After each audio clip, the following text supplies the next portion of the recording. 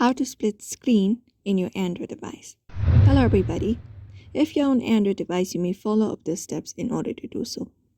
So for that, first thing is you may open up an application, any of the application. For example, I have opened my gallery. Once you open it up, all you gotta do is simply try to close it. So you may place it in this section. Once you've placed it like this, you need to go ahead and long press on the application that you would like to split. For example, this gallery right here. So long press on it. And once you long press on it, you will be finding this drop here for pop-up view. Just go ahead and place it like this.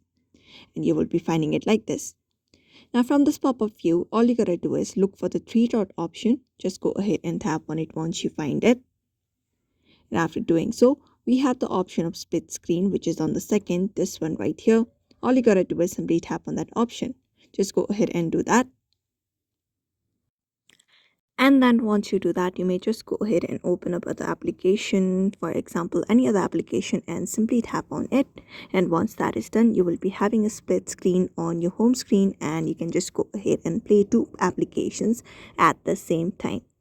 So that's it for now. You may follow up this method in order to do so. So I hope this video was helpful. Give it a thumbs up and subscribe for more tips and tutorials, and we will see you on the next one.